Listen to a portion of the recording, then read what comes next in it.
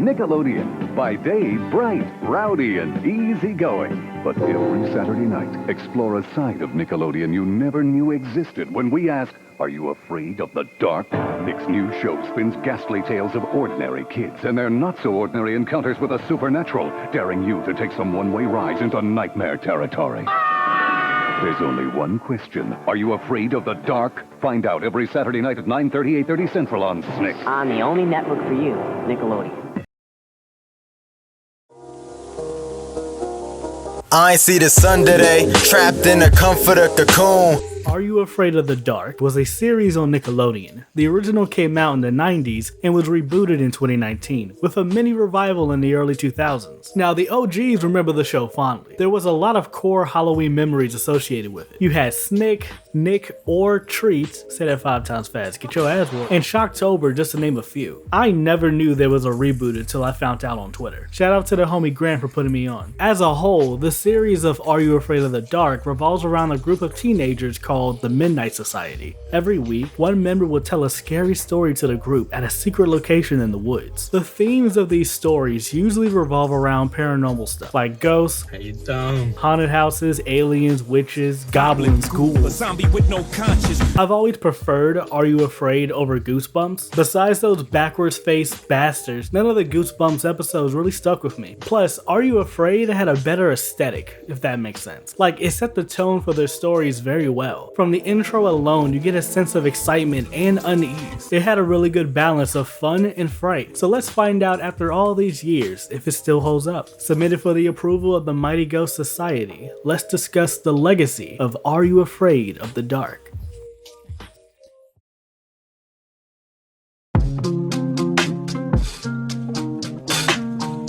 The original airing ran for 5 seasons and is still considered the best version by many. I debated between a couple episodes from the original, but decided to go with a classic, The Tale of the Dead Man's Float. The story starts with a lifeguard at a pool named Charlie, who is not doing his job while this kid is swimming. But then, out of nowhere, the kid gets pulled underwater. Charlie tries to save him, but it's too late. We fast forward some years and meet up with a guy named Zeke. He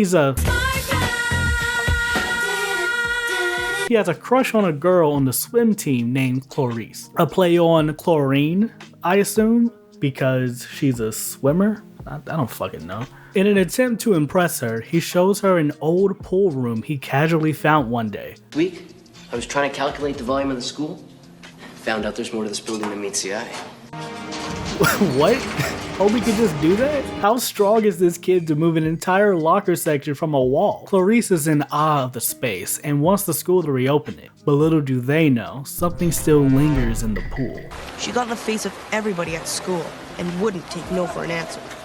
After a few weeks, the swim team had their pool. Just a few weeks? That's kind of impressive. Clarice moves faster than most governments. I would have done graduated by the time my school even looked at my petition. Back at school, Zeke offers to tutor Clarice so she can stay on the swim team. In exchange, she teaches him how to swim. That night, they're back at the pool, and during his lesson, Zeke gets pulled down, and I mean homie gets yanked underwater. Do you think that she would have went after him or something? But no, she just panics in the raft until he comes back up. She legit did not do a single thing to help him, which is wild because homie said he couldn't swim and had a fear of water. Yeah, double homicide. The creature doesn't let up and rocks the boat, knocking them both off. But conveniently, the janitor is there to pull them out. It's here where we find out that the janitor who saved them is Charlie from the beginning, and he shares the story of that day. Turns out, this creature caught 4 bodies before they finally closed down the pool. Zeke gets an idea, believing that if they can just reveal its form, they can expose it to the world and figure out how to stop it. They pour some chemicals in the pool and he begins to take shape.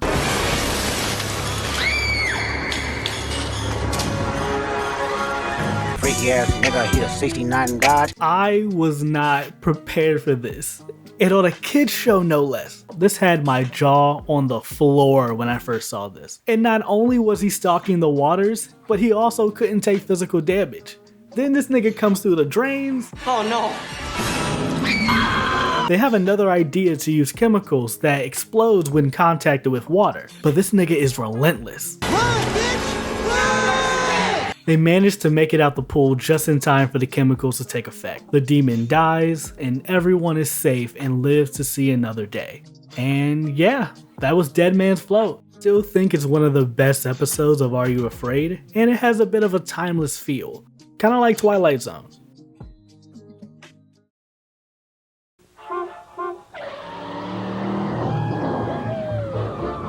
Goosebumps is next, and at 9, it's Are You Afraid of the Dark? Tape it, where?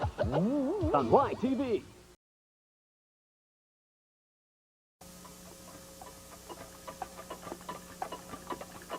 How'd you like that last tale? Well, it's time for another one. Ah, time. My tale's about time, so it's been on my mind lately. You run out of it, it flies. You just can't control it, usually. But for an event this special, Nick wanted to be sure we'd have all the time in the world. Midnight till midnight. Previously on Ready to Die. So the next iteration of Are You Afraid came in 1999, airing 2 seasons. It keeps the same vibe as the original, being a solid continuation in my opinion. We're gonna take a look at The Tale of the Time Trap. It's about this kid, Jason. He's a bit of a dork. I mean, homie cannot win. He barely survives his dodgeball game. Though, to be fair, these kids were going in. Who they play with? RDC World?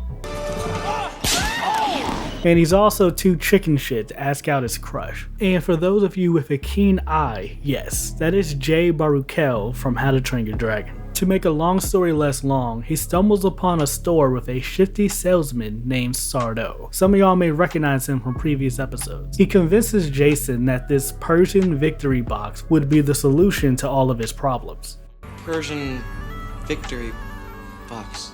Yes. Warriors for centuries have used this to give them the confidence to do battle. Imagine what it could do for your love life. I don't know what's dumber, this name or the fact that he believes it. We meet back up with him at his house and he gives it a try. At first, it doesn't seem like anything happened until the next day at school. Hi. Who the fuck is that bitch? So apparently, this is Belle, the genie in the box? I thought these niggas lived in lamps. You know what? Maybe not, because Kazam lived in a boombox.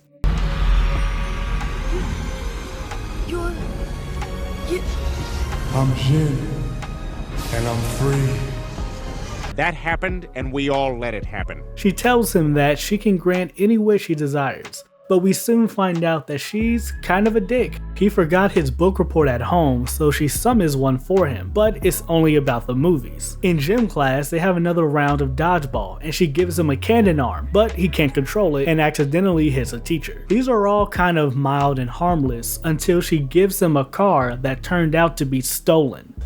Where's registration? I don't know. What do you mean you don't know? Isn't this your car? Yeah, this ain't like a monkey paw situation. Nah, old girl's doing this on purpose. How am I ever gonna explain this to my parents? Yeah, that should be fun. Fun? Fun? Every wish has its price. What? Look, I've been stuck in that dumb box for centuries. I gotta have fun somehow. One once wished for an exciting voyage. I gave them the Titanic. A kid didn't want to go on a camping trip. I exploded the volcano at Mount St. Helens. World War I? A reporter wanted an interesting story. Wait, what? You one crazy ass bitch? Casually admitting to being the cause of some of the world's biggest tragedies is bonkers. Even though every wish will have some kind of negative effect, he realizes that she must grant him what he desires nonetheless. So he wishes to go back to the store where the box came from. He confronts the salesman and takes him to his house to give him the box back, but Belle isn't going down that easily. Frustrated at his situation, he mistakenly wishes to be out of this nightmare and gets put into what I believe is an alternate universe. Within the chaos, he wishes for Sardo to get one wish for some reason. Within his selfish greed, he wishes for 1,000,000 more wishes. In doing so, he switches with Belle and becomes the new genie of the box. He wished 1,000,000 wishes! That's what I wished ages ago and I got stuck in this dumb box! Look! Help! Let me out! Nigga, what? Oh, so Belle just gets off scot-free? She started World War I. With no time to lose, Jason makes one more wish, wishing it was yesterday.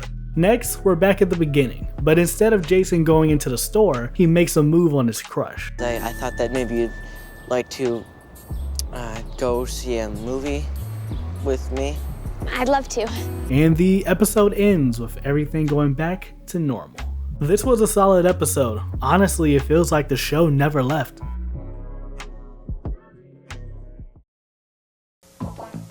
Are you afraid of the dark? We'll return in a moment.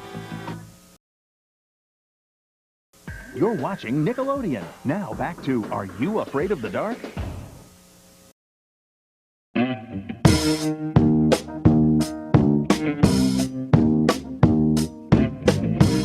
Lastly, we have the reboots, which aired from 2019 to 2022. I had no idea this happened. I was very late to the party. This is one of the few reboots I don't mind. I like the fact that it was a miniseries, and I like that they weren't all connected. I thought it was a solid idea to reboot it as a semi-annual series for the channel, all based around the Midnight Society and their stories. They released 3 miniseries within this time frame, and the one we're going to talk about today is the Carnival of Doom. Let's get started. It starts with a girl named Rachel on her first day of school in a new town, and things aren't going well for her. Off rip, she's forced to stand in front of the class and introduce herself. I hated this. I hated doing it, and I hated seeing other people do it. I don't know, it just gave me third-party embarrassment, if that makes sense. Fun fact, I got detention once because I refused to do this. Real spill. During school, after an encounter with a kid named Graham, she starts getting some mysterious questions regarding monsters and horror events, which leads to her first encounter with the Midnight Society. She's given 24 hours to come up with a good scary story or become excommunicado. You have 24 hours to come up with a story. A story? A truly scary story. If we like your story, you'll join our group. If we don't, we will never contact you ever again.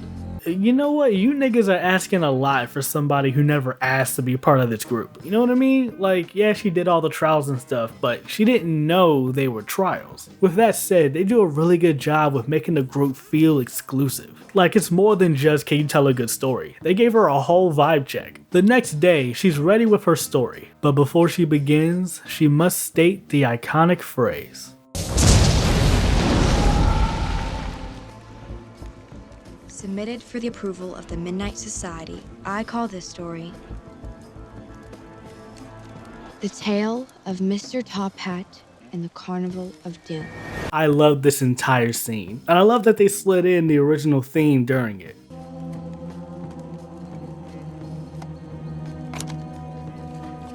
In fact, the entire introduction and ceremony of the Midnight Society was done great. I loved every bit of it.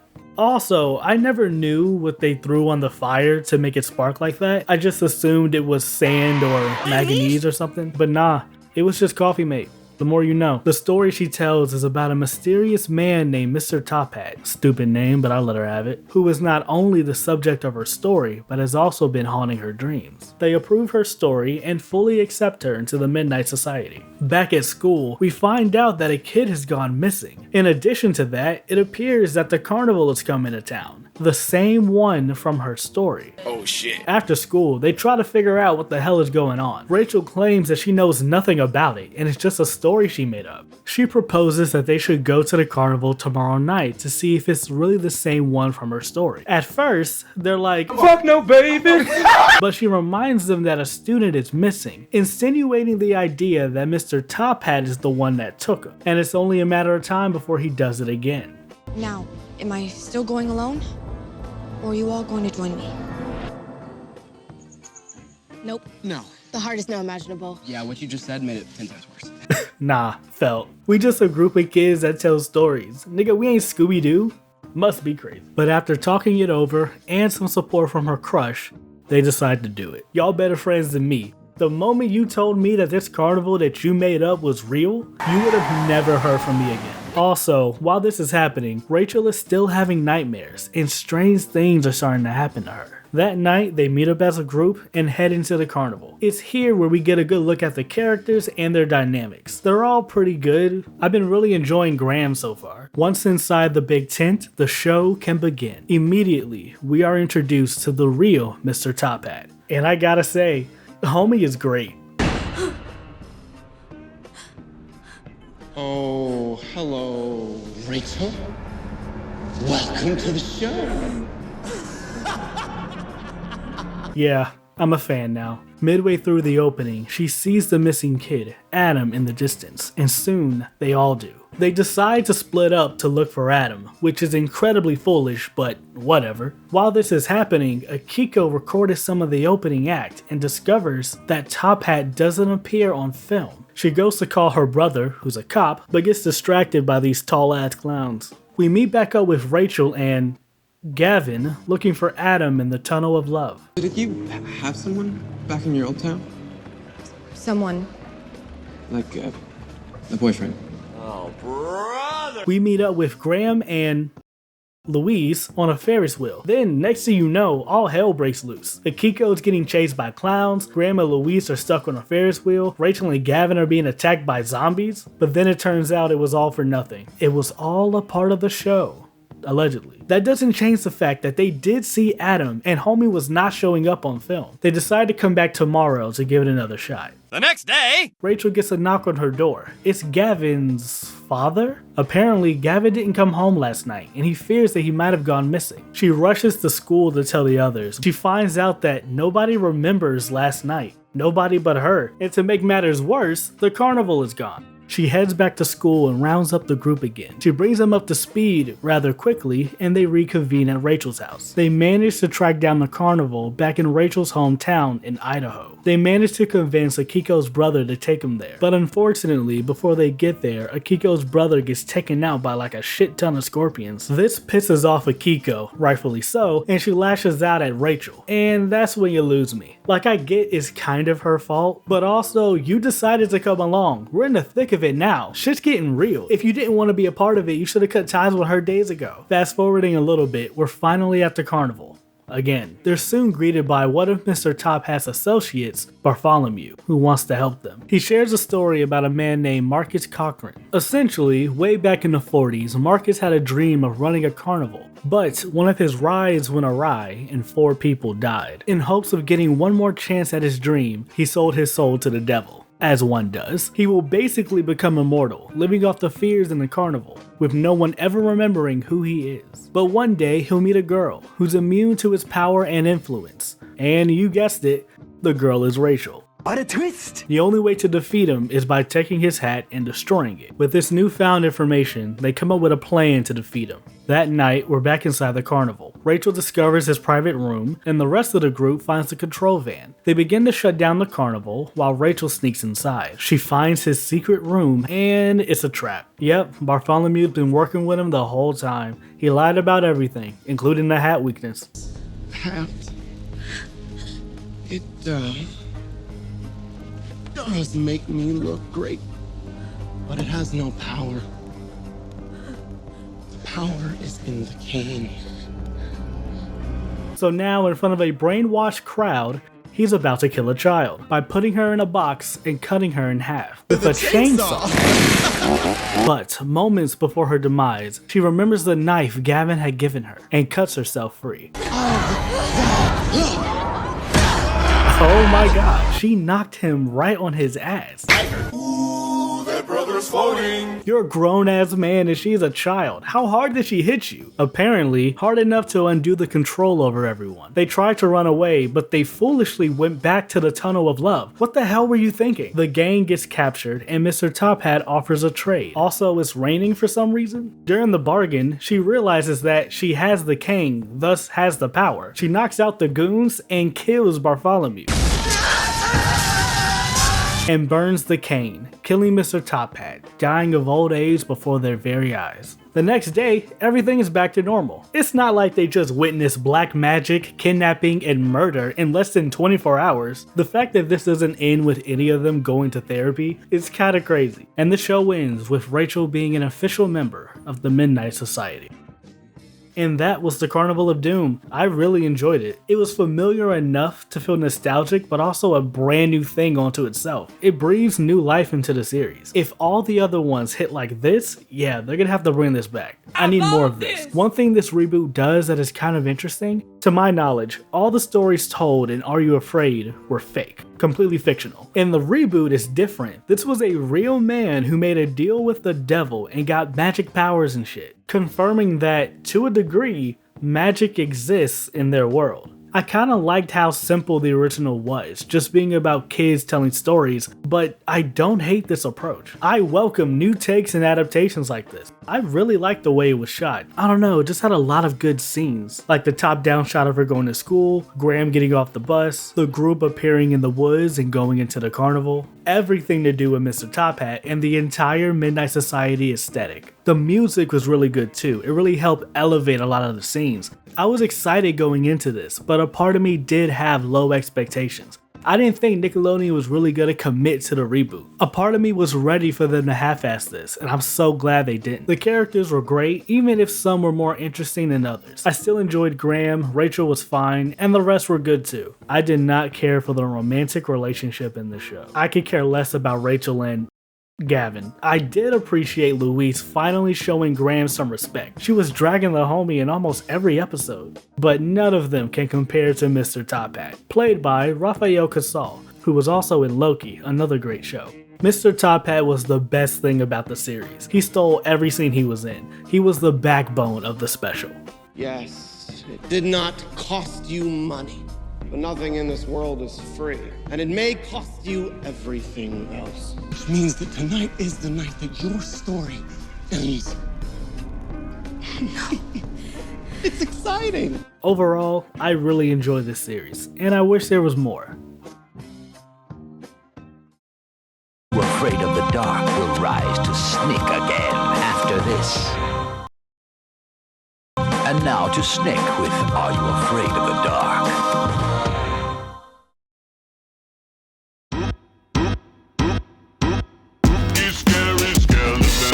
Shivers down your spine.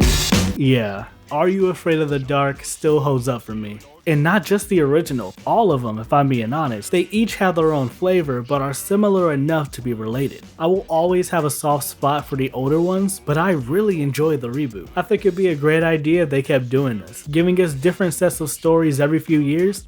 That could be dope. If you haven't seen the reboot, or any of them for that matter, I highly recommend it. I believe all 7 seasons are still available on Paramount Plus. As for the rest, you're kind of on your own. Are You Afraid of the Dark was a dope show, and was one of the best parts of my Halloween growing up, and it will never be forgotten.